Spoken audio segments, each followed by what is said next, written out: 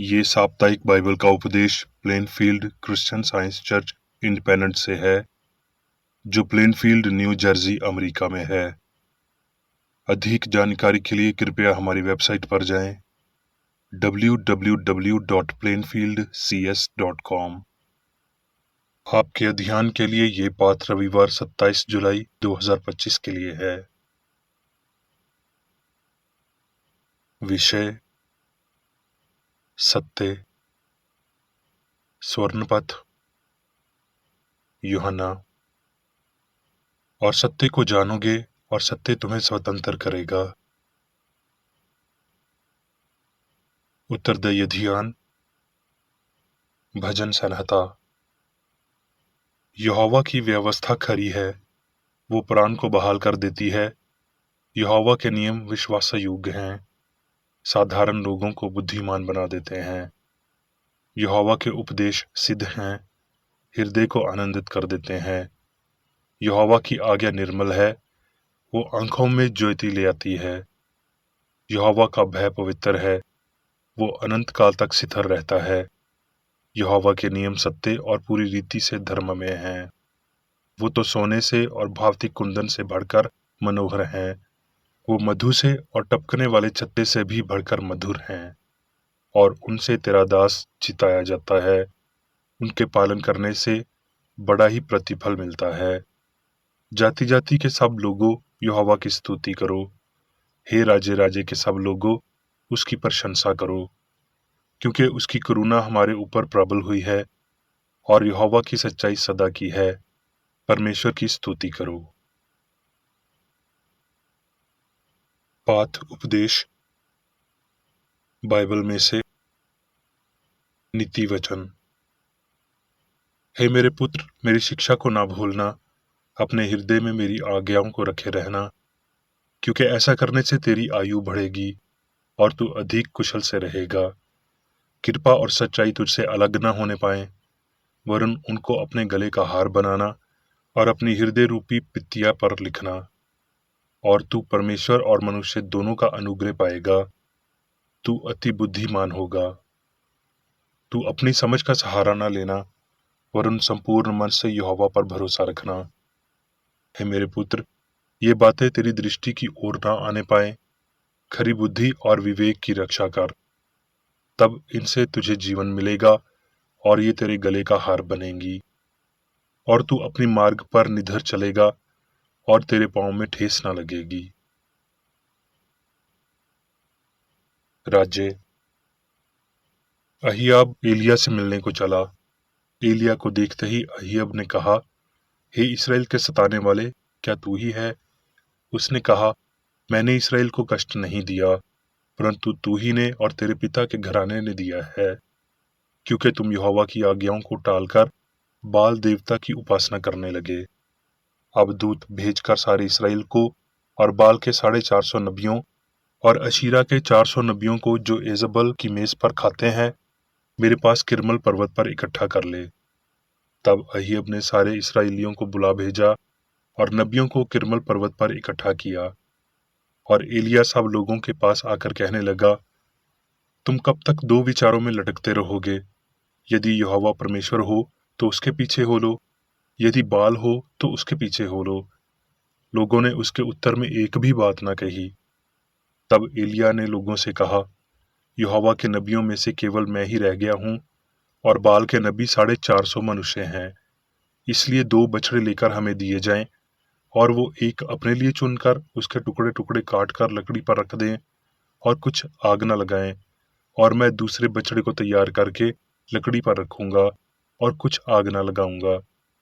तब तुम तो अपने देवता से प्रार्थना करना, और मैं यहोवा से प्रार्थना करूंगा, और जो आग गिराकर उत्तर दे वही परमेश्वर ठहरे। तब सब लोग बोल उठे, ये अच्छी बात है। और एलिया ने बाल के नबियों से कहा, पहले तुम एक बछड़ा चुनकर तैयार कर लो, क्योंकि तुम तो बहुत हो। तब अपने देवता से प्रार्थना करना, परंतु आग न लगाना। तब उन्होंने उस बछड़े को, जो उन्हें दिया गया था, लेकर तैयार किया, और भोर से लेकर दोपहर तक वो ये कहकर बाल से प्रार्थना करते रहे कि हे बाल हमारी सुन, हे बाल हमारी सुन। परंतु ना कोई शब्द है और ना कोई उत्तर देने वाला है। तब वो अपनी बनाई हुई वेदी पर उछलने कूदने लगे। वो दोपहर भर ही क्या, वरुण भीड़ चढ़ाने के समय तक नबूवत करते रहे, परंतु कोई शब्द सुन न पड़ा और ना किसी ने उत्तर दिया और ना कान लगाया। तब एलिया ने सब लोगों से कहा, मेरे निकट आओ। और सब लोग उसके निकट आए। तब उसने यहोवा की वेदी की जो गिराई गई थी मुरम्मत की। तब उसने वेदी पर लकड़ी को सजाया और बछड़े को टुकड़े टुकड़े काटकर लकड़ी पर धर दिया और कहा, 4 घड़े पानी के भरकर होमा बलि पशु पर और लकड़ी पर उंडेल दो। तब उसने कहा, दूसरी बार वैसा ही करो। तो लोगों ने दूसरी बार भी वैसा ही किया। फिर उसने कहा, तीसरी बार भी वैसा ही करो। तो लोगों ने तीसरी बार भी वैसा ही किया। और जल वेदी के चारों ओर बह गया और गड़ाई को भी उसने जल से भर दिया। फिर भेंट चढ़ाने के समय एलिया नबी समीप जाकर कहने लगा, हे इब्राहिम, इसहाक और इसराइल के परमेश्वर यहोवा, आज ये प्रगट कर कि इसराइल में तू ही परमेश्वर है और मैं तेरा दास हूँ और मैंने ये सब काम तुझसे वचन पाकर किए हैं। हे यहोवा, मेरी सुन कि ये लोग जान लें कि हे यहोवा, तू ही परमेश्वर है और तू ही उनका मन लौटा लेता है। तब यहोवा की आग आकाश से प्रगट हुई और होमा बलि को लकड़ी और पत्थरों और धूल समेत भस्म कर दिया और गड्ढे का जल भी सुखा दिया। ये देखकर सब लोग मुंह के बल गिरकर बोल उठे, यहोवा ही परमेश्वर है, यहोवा ही परमेश्वर है। फिर एलिया ने अहियब से कहा, उठकर खा पी, क्योंकि भारी वर्षा की सनसनाहट सुनाई पड़ती है। तब यहोवा की शक्ति एलिया पर ऐसी हुई कि वो कमर बांधकर अहियब के आगे आगे येजरील तक दौड़ता चला गया। भजन संहिता। तेरा सारा वचन सत्य ही है और तेरा एक एक धर्म में नियम सदा काल तक अटल है। फिलिपियों। प्रभु में सदा आनंदित रहो। मैं फिर कहता हूँ, आनंदित रहो। तुम्हारी कोमलता सब मनुष्यों पर प्रगट हो। प्रभु निकट है।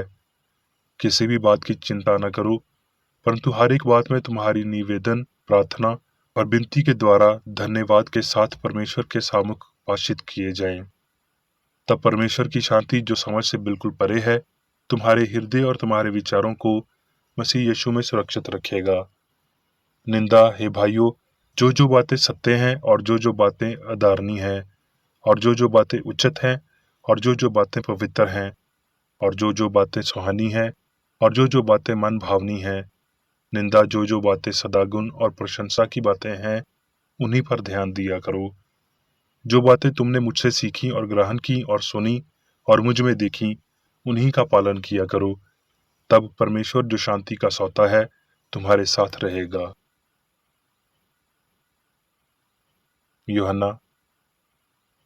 हे प्रिय, मेरी ये प्रार्थना है कि जैसे तू आत्मिक उन्नति कर रहा है, वैसे ही तू सब बातों में उन्नति करे और भला चंगा रहे। क्योंकि जब भाइयों ने आकर तेरे उस सत्य की गवाही दी जिस पर तू सचमुच चलता है, तो मैं बहुत ही आनंदित हुआ।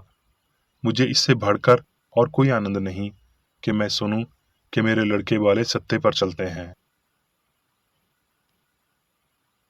अब मैं मेरी बेकर एडी द्वारा क्रिश्चियन साइंस की किताब विज्ञान और स्वस्थ शास्त्रों की कुंजी के साथ के साहस संबंधी अंश पढ़ूंगा। विज्ञान और स्वस्थ। विचारकों का समय आ गया है। सत्य, सिद्धांतों और समय समानतों प्रणालियों से स्वतंत्र मानवता के द्वार पर दस्तक देता है। अतीक के संतोष और भौतिकवाद की ठंडी परंपरा के बीच टकराव कम हो रहा है। भगवान की अज्ञानता अब विश्वास के रास्ते का पत्थर नहीं है। आज्ञाकारिता की एकमात्र जमानत उसी की एक सही आशंका है जिसे जानने के लिए जीवन अनंत है। यद्यपि साम्राज्य गिरते हैं, प्रभु हमेशा के लिए शासन करेंगे। जब से लेखक ने रोग और पाप दोनों के उपचार में सत्य की शक्ति की खोज की है, तब से उसकी प्रणाली का पूरी तरह से परीक्षण किया गया है और उसे कम नहीं पाया गया है। लेकिन क्रिश्चियन साइंस की ऊंचाइयों तक पहुंचने के लिए मनुष्य को इसके दिव्य सिद्धांत का पालन करते हुए रहना होगा। इस विज्ञान की पूरी शक्ति वास्तविक करने के लिए भौतिक इंद्रियों की विसंगतियों को आध्यात्मिक भावना के समान जैसे पूर्ण के रूप में प्रस्तुत करना होगा। जैसे कि संगीत का विज्ञान गलत सुरों को ठीक करता है और ध्वनि को मधुर समान जैसे प्रदान करता है। क्रिश्चियन साइंस सत्य और उसके वर्चस्व, सार्वभौमिक सद्भाव, ईश्वर की पवित्रता, अच्छाई और बुराई को प्रकाश में लाता है। ये अज्ञानता और असत्य विश्वास है, वास्तविक वस्तुओं पर आधारित है, जो आध्यात्मिक सुंदरता और अच्छाई को छुपाते हैं। इसे समझते हुए पौलुस ने कहा, न मृत्यु, न जीवन, न स्वर्गदूत, न प्रधानताएं, न वर्तमान, न भविष्य, न सामर्थ्य, न ऊंचाई, न गहराई और न कोई और सृष्टि हमें परमेश्वर के प्रेम से अलग कर सकेगी। ये क्रिश्चियन साइंस का सिद्धांत है। उस दिव्य प्रेम को उसकी अभिव्यक्ति या वास्तव से वंचित नहीं किया जा सकता, कि आनंद दुख में नहीं बदल सकता है, क्योंकि दुख आनंद का स्वामी नहीं है, कि अच्छाई कभी बुराई पैदा नहीं कर सकती, कि पदार्थ कभी भी मन उत्पन्न नहीं कर सकता है, और ना ही जीवन का परिणाम मृत्यु है। पूर्ण पुरुष भगवान द्वारा शासित उसका सिद्ध सिद्धांत पाप रहित और शाश्वत है। सिद्धभाव इसके सिद्धांत द्वारा निर्मित होता है, इसके द्वारा नियंत्रित होता है और इसके साथ रहता है। ईश्वरीय सिद्धांत मनुष्य का जीवन है, इसलिए मनुष्य का सुख भौतिक इंद्रिय के अधीन नहीं है। सत्य त्रुटि से दुष्टि नहीं होता है। मनुष्य में सामंजस्य उतना ही सुंदर है जितना कि संगीत में, और कला प्राकृतिक असत्य है। जब क्रिश्चियन साइंस के अंतिम भौतिक और नैतिक प्रभाव पूरी तरह से प्राप्त होते हैं, सत्य और त्रुटि, समझ और विश्वास, विज्ञान और भौतिक अर्थों के बीच संघर्ष भविष्य अद्विकताओं द्वारा व्यक्त और यीशु द्वारा उद्घाटन किया गया संघर्ष और आध्यात्मिक सद्भाव शासन करेगा। जब तक बादल साफ नहीं हो जाता, तब तक प्रकाश की गड़गड़ाहट और चमक तेज हो सकती है। फिर दिव्यत्व की बारिश की बूंदें धरती को तरोताजा कर देती हैं। जैसे कि संत पौलुस कहते हैं, परमेश्वर के लोगों के लिए विश्राम बाकी है, आत्मा का। क्रिश्चियन साइंस के मंदिर में मुख्य पत्थर निम्नलिखित अभिधारणाओं में पाई जाती है कि जीवन ईश्वर है, अच्छा है, बुरा नहीं, कि आत्मा निष्पाप है जो शरीर में नहीं मिलती, कि आत्मा भौतिक नहीं है और ना हो सकती है, कि जीवन मृत्यु के अधीन नहीं है, कि आध्यात्मिक वास्तविक मनुष्य का कोई जन्म नहीं है, कोई भौतिक जीवन नहीं है और कोई मृत्यु नहीं है। शाश्वत सत्य को नष्ट कर देता है, जो लगता है कि मनुष्यों ने त्रुटि से सीखा है, और भगवान के बच्चे के रूप में मनुष्य का वास्तविक अस्तित्व प्रकाश में आता है। सत्य का प्रदर्शन शाश्वत जीवन है। क्रिश्चियन साइंस में सत्य का एक खंडन घातक है, जबकि सत्य का एक औचित्य है, और उसने हमारे लिए जो किया है वो एक प्रभावशाली मदद है। यदि गुरु अंधविश्वास या कोई त्रुटि प्राप्त लाभों की ईमानदार मान्यता को रोकती है। क्रिश्चियन साइंस तेजी से सच को विजय दिखाती है। भौतिक ज्ञान और भौतिक ज्ञान से प्राप्त सभी विज्ञान की चीजों के अमर सत्य तक पहुंचाना चाहिए। सत्य को त्रुटि से दोषित नहीं किया जा सकता। ये कथान के सत्य वास्तविक है, अनिवार्यता इससे संबंधित कथान को भी शामिल करता है कि त्रुटि अर्थात सत्य की असमानता वास्तविक है। सत्य और त्रुटि के बीच काल्पनिक युद्ध केवल आध्यात्मिक इंद्रियों के साक्ष्य और भौतिक इंद्रियों की गवाही के बीच मानसिक संघर्ष है, और आत्मा और मांस के बीच ये युद्ध सभी प्रश्नों को ईश्वरीय प्रेम में विश्वास और समझ के माध्यम से सुलझाएगा। कुछ लोग धीरे धीरे सत्य के स्पर्श में आ जाते हैं, संघर्ष के बिना कुछ उपज, और बहुत से लोग ये मानने से हिचकिचाते हैं कि उन्होंने उपज दी है। लेकिन जब तक ये स्वीकार नहीं किया जाता है, बुराई अच्छाई से ऊपर अपने आप को घमंड करेगी। क्रिश्चियन वैज्ञानिक ने बुराई, बीमारी और मृत्यु को कम करने के लिए सूचीबद्ध किया है, और वो उनकी नीयत और भगवान की भलाई या अच्छेपन को समझकर इन्हें दूर करेगा। उनके प्रति बीमार होना किसी पाप से कम नहीं है, और वो उन दोनों को ईश्वर की शक्ति से समझकर ठीक करता है। क्रिश्चियन वैज्ञानिक जानते हैं कि वो विश्वास की त्रुटियां हैं जो सत्य को नष्ट कर सकती हैं। जब हम धैर्यपूर्वक ईश्वर की प्रतीक्षा करते हैं और सत्य की तलाश करते हैं, तो वो हमारे मार्ग का निर्देशन करता है। अपूर्ण नश्वर धीरे धीरे आध्यात्मिक पूर्णता के चाम को समझ लेते हैं, लेकिन दुर्दशा शुरू करने और होने की बड़ी समस्या को प्रदर्शित करने के संघर्ष को जारी रखने के लिए बहुत कुछ कर रहा है। क्रिश्चियन साइंस के दावों पर जोर देते हुए मैं कोई असंभव बात नहीं पूछता, परंतु क्योंकि ये शिक्षा युग से आगे की है, इसलिए हमें इसके आध्यात्मिक प्रकटीकरण की आवश्यकता से इनकार नहीं करना चाहिए। विज्ञान और मसीही धर्म के माध्यम से मानव जाति में सुधार आएगा।